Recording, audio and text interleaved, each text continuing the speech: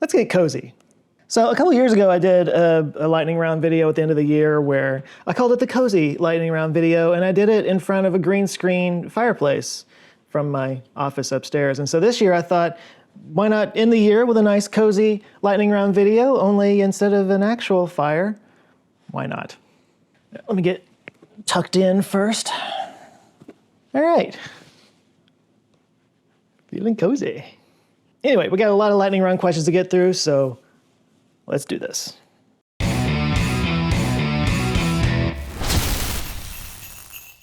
All right, thanks for joining today. Lightning round video, if you're not aware, is where I take questions from Patreon supporters and channel members over on YouTube who support at the solar system level. Part of the perk of that is you get to ask questions for lightning round videos.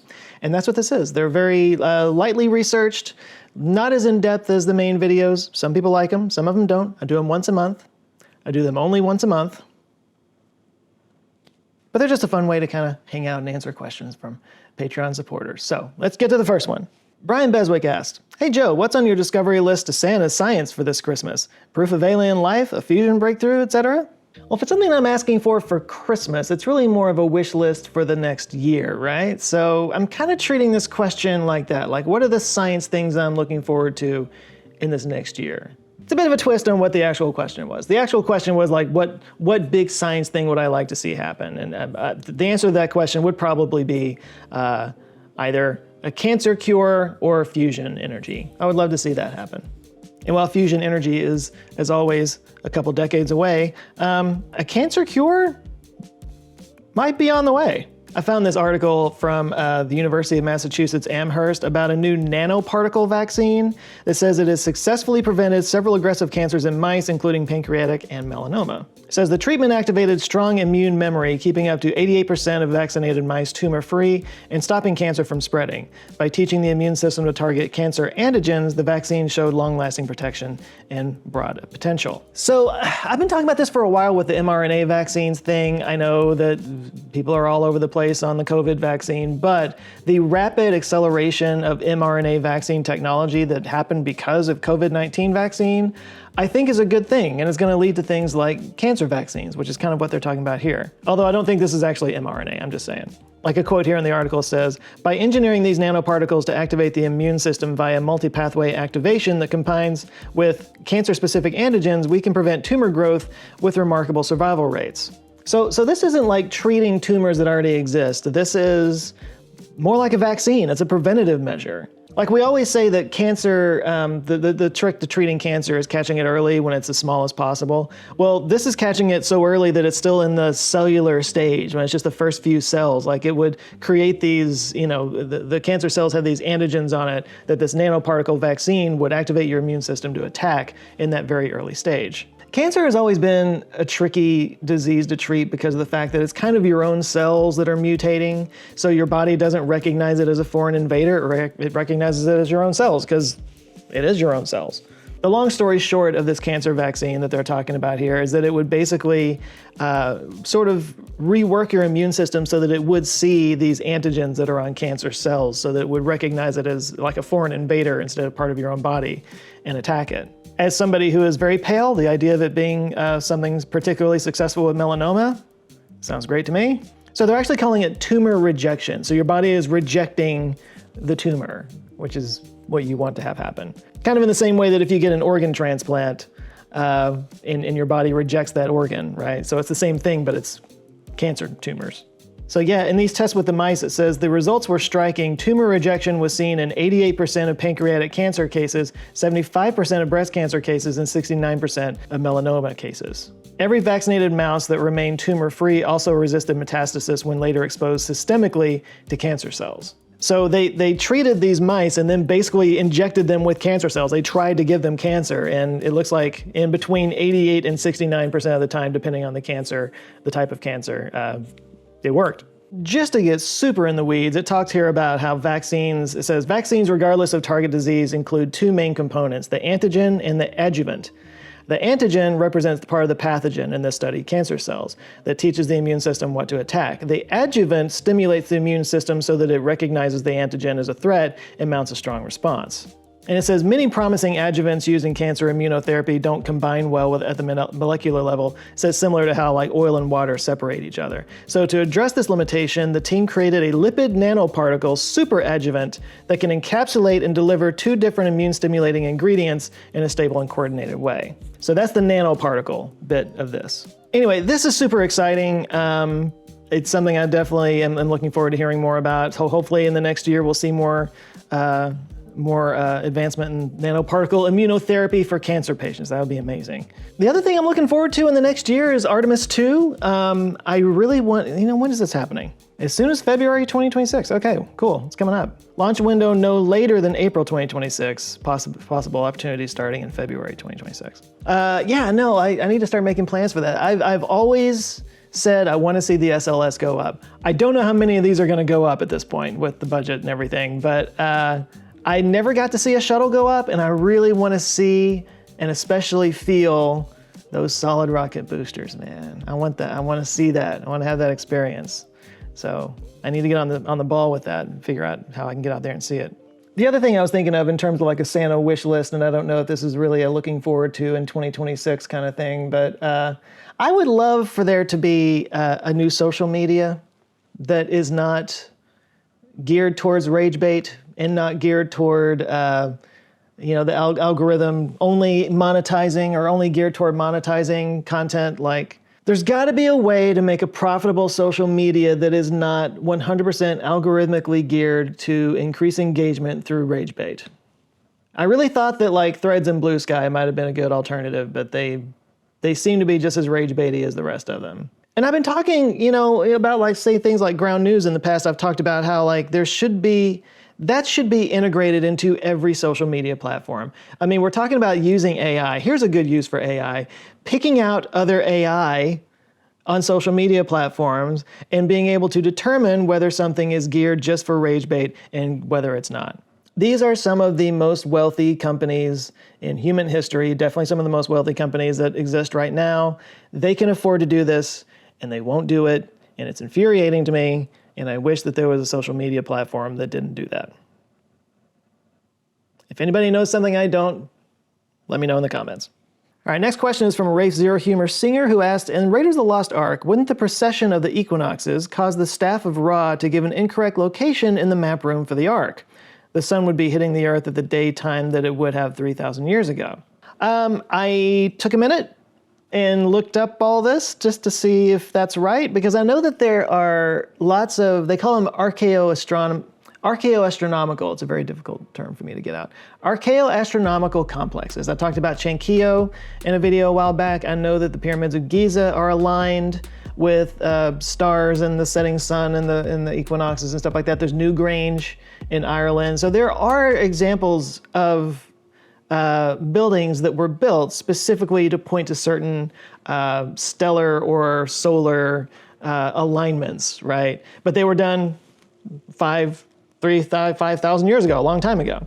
And the answer seems to be yes, probably you're right. It probably wouldn't work in that way because of the precession of the equinoxes.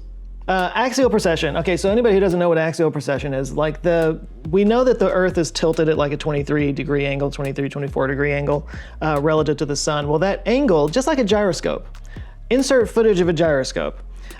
If you spin a gyroscope, it will spin around like this. That's called axial precession.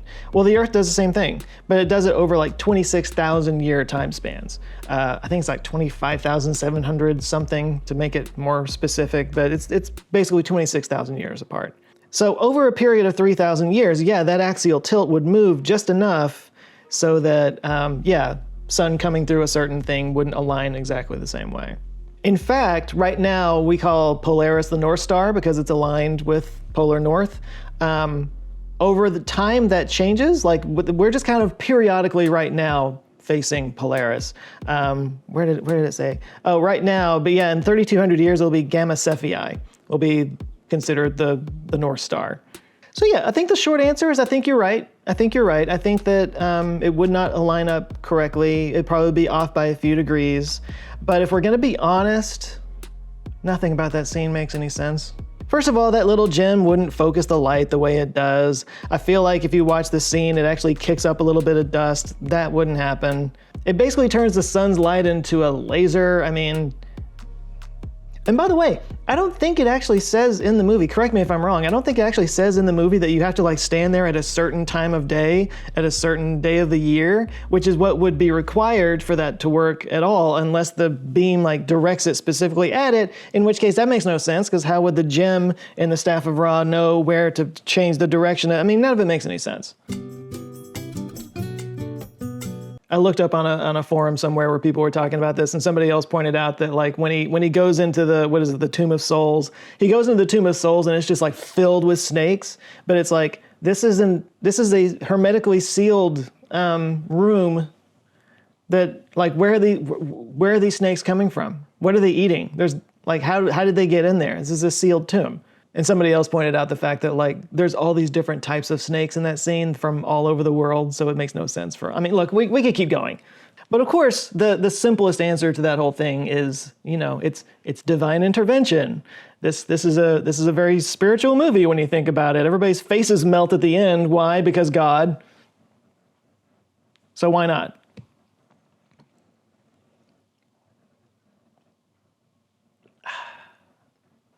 Cozy.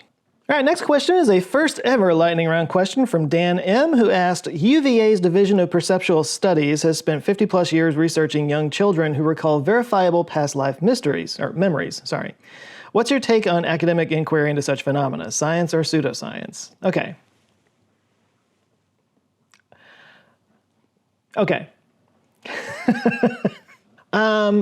Before I answer this, I just want to acknowledge that this is a little bit, my spidey senses are going off on this one. So the question is, what's your take on academic inquiry into such phenomena? My take on it, honestly, is sure, study it. Why not? Study everything. Why not study everything?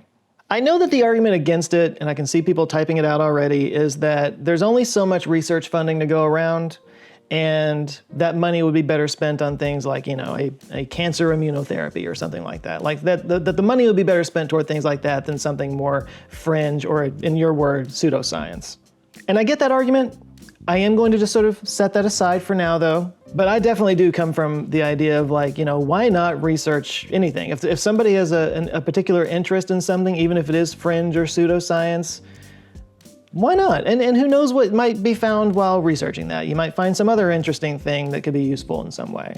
Now, I personally, I'm not convinced that past lives are a thing, or that any kind of like afterlife is a thing.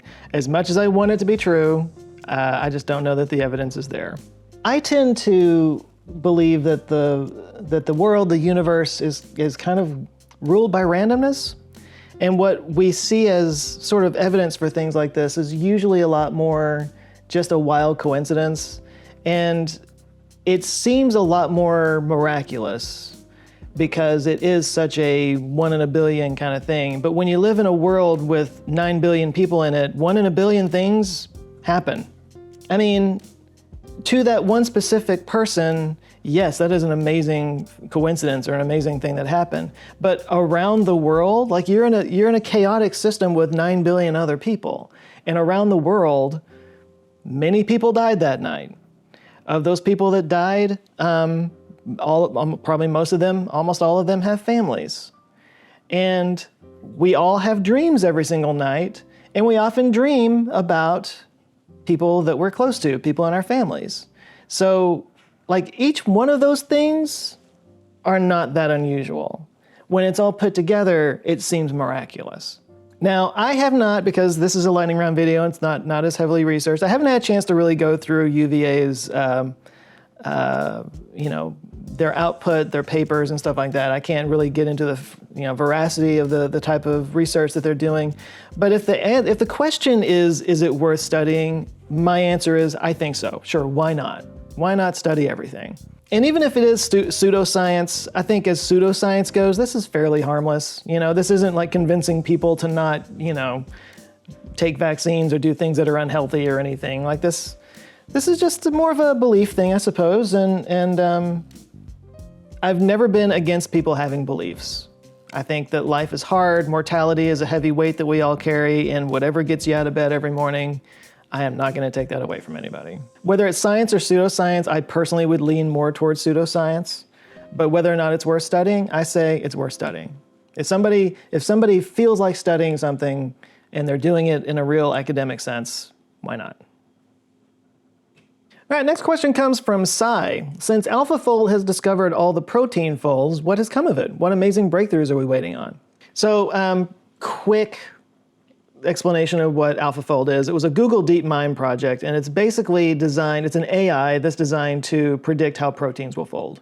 Again, we're in this huge AI backlash thing that's really more about generative AI, and I understand it, but like there are some really great things that AI is doing, and this is one of them. So proteins fold different ways because they're made up of various chains of amino acids. And depending on how those amino acids are lined up, what order they're in, that determines how the protein will fold. And the fold of the protein determines what it does. Prion diseases and Alzheimer's, Parkinson's, those kinds of diseases are basically from proteins that misfold, and then the cells that those proteins are in replicate, and then those misfolded proteins like move around and they can cause major damage. They can eat your brain, basically. But of course, proteins do a lot of wonderful things in our bodies, and they regulate our different systems, and by being able to create different proteins by understanding how they fold is a huge achievement. And it was something that we could never actually do until AlphaFold came along. So it was first proven out at a conference called Cast 14 back in 2020. And it predicted the structures of proteins based just on their amino acid sequences. This was something that would have taken literally millions of years to do through normal experimentation, but AlphaFold was able to do it by the year 2020. And by 2022, they were able to release 200 million different predicted protein structures. So there's 200 million different types of proteins that AlphaFold predicted. So the long story short is we now have this massive database of different types of proteins that could be created. Like if we could synthesize and be able to cheaply create any protein that we wanted, we'd be able to literally treat any disease. And just to show how important it is, it was given the Nobel Prize in Chemistry in 2024. So to answer the question really of like, what are we waiting on? Like what advances have happened so far? I think the best answer really is that it's really only 3 years old.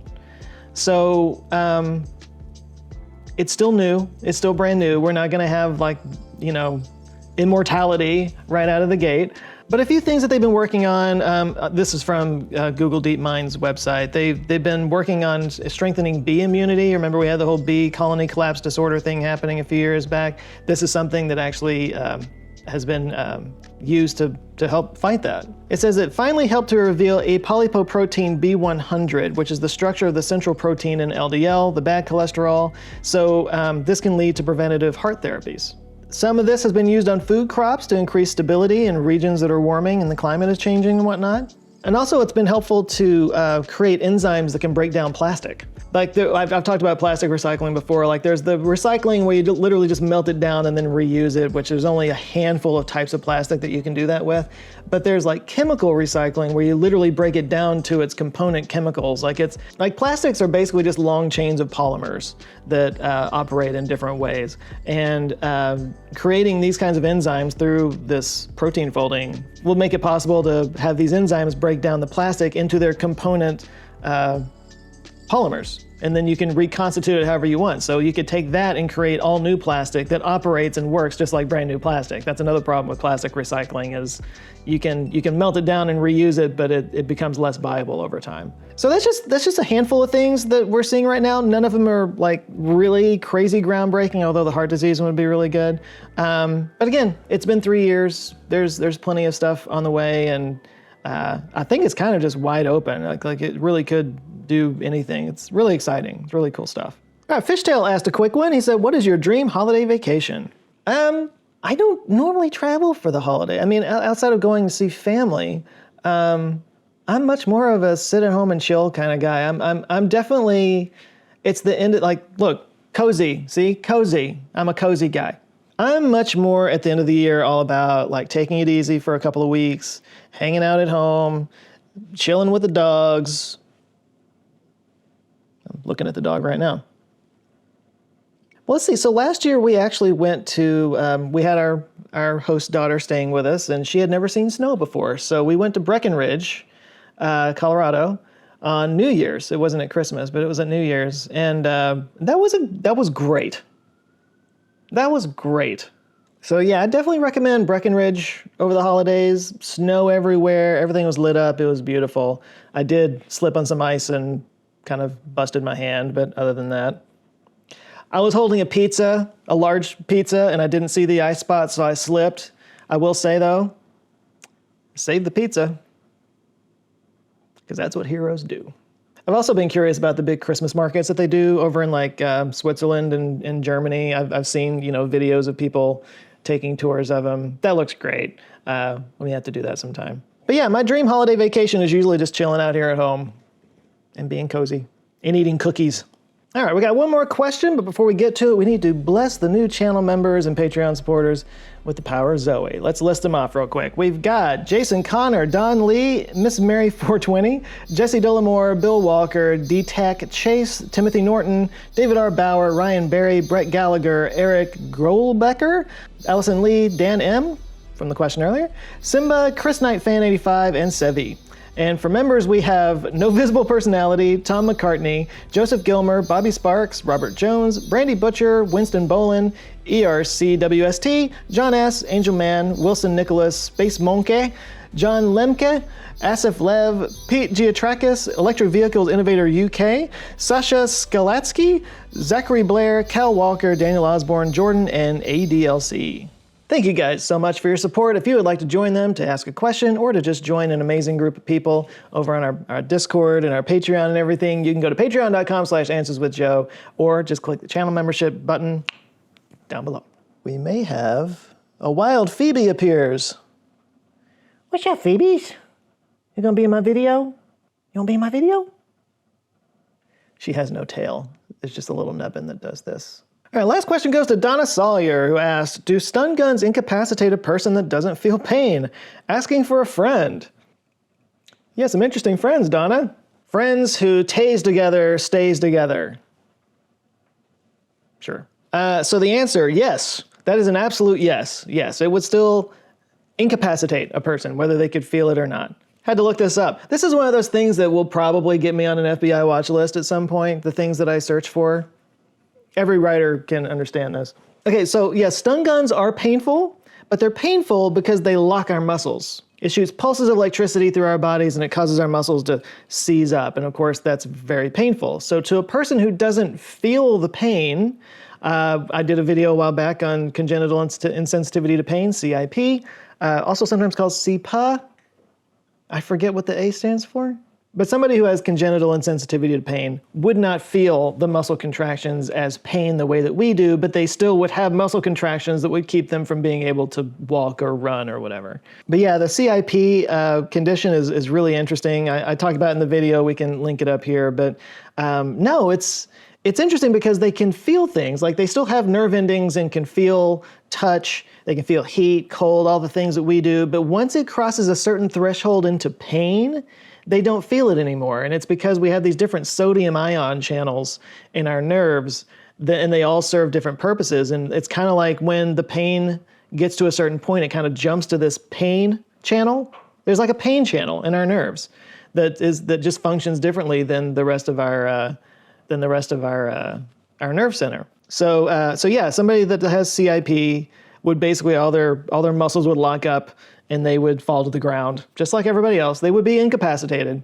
It just wouldn't hurt them as much as the rest of us. But yeah, stun guns are no joke. I mean, it shocks your body with a lot of electricity. And if you have heart problems, I think sometimes even people who don't have heart problems, it can stop your heart. It can be lethal. So yeah, even non-lethal weapons can be lethal. I guess it all just kind of depends on your acceptable level of risk. But I mean, when people are scared, that math changes quite drastically. So we all know this year has been very stressful. There's been a lot of tension and changes out there. And I've been reading about how like gun purchases have been going up. for people to protect themselves, but it's not in the demographics that you might think. Like there's a story I came across here on Ground News the other day. I was talking about how a lot of people on the left, including a lot of people in like the LGBTQ community, are starting to arm themselves because they aren't feeling safe these days. So yeah, if you're on the left, you might not have known about this because as you can see, it's much higher reported on the right. But if you look down here, scroll down a little bit, there's a story about a red flag gun law that was just passed in Maine. Very unreported on the right, only 11% of right-leaning papers cited it. So as you can see in the example that I just showed, but also, you know, everywhere, we're all getting different news here. We're all seeing different things reported, which is why I am a big fan of Ground News. I use that just now to show how, you know, this story is being reported across different multiple sources. I like it because it gives me the ability to see what stories are being covered by the other side of the political spectrum that maybe I'm not seeing because we all have our biases and we all have our bubbles, and the places that I go might not be covering those things. But like in this case, like if you go a little bit deeper on that main story, you can actually see a lot more information here. Like you can see on this bias distribution chart on the right here, you can get bullet points from the left, right, and center perspective on the issue. And if you scroll down, you can choose between right-leaning sites and left-leaning sites. You know, you can see what your side's saying, you can see what the other side is saying. Like here on Ammo Land, they point out that the governor, who's a Democrat, is actually against the bill. And you can see across the top here that that's a right-leaning source, and hey, high factuality. Good show, old chap. And over here on the left, you've got Mother Jones with a headline that the new law will prevent suicides and mass killings. So, slightly more positive about the law. Gee, if only we could figure out why we're so polarized today. So look, if you really want to be more well-rounded in your thinking, a service like Ground News is the best way to do it. Or if you just want to win online arguments, this helps a lot with that too, because you can see what the other side is thinking. Now there is another benefit to Ground News, and I don't talk about this very often, but I call it the Ground News effect. I came up with that myself. Like I've noticed online whenever somebody is sharing an opinion on something and they back it up with a link to Ground News, it just immediately makes me sort of trust that person's opinion a little bit more, because I know that that person is somebody who makes the effort to get unbiased information, and that matters. That means that that is somebody whose opinion I will take seriously. You know, I know that person's not gonna just spread some nonsense from some rando online. So if you would like to try it out, just go to ground.news/Joe Scott, or just scan the little QR code on screen here. It'll give you 40% off their Advantage plan, which is what I just used and showed you all that stuff. It's what I've been using for years, actually. Anyway, Ground News is great. I always feel smarter when I use them. I think you guys will too, so definitely check it out. You can do that QR code thing, or there's a link down in the description. All right, so that's it for today. I wanted to just say thank you to you guys for sticking with me throughout another year. It's been kind of a wild year, done a lot of big things, launched a lot of big things. In the coming months, I'm gonna be kind of refocusing on creating more of those deep dive videos that I know you guys love so much, or at least I hope you love that much. But I hope that you guys all have a wonderful, I mean, because we're in the middle of the holidays at this point, but I hope you had a good Christmas if you celebrate Christmas. I hope you have a safe and happy new year. We always look back at the year before as like this huge dumpster fire, and we hope that the next year is gonna be better, and then it always turns out to be a dumpster fire. But you know, good things happen too. They're harder to find sometimes. And we do live in a giant dumpster fire right now, but there's always hope. Am I convincing anybody? Anyway, guys, I love you all. I hope you had a good year. I hope you have a wonderful new year. Thanks again for all your support and for being here. And I look forward to seeing you in January. Love you guys. Take care.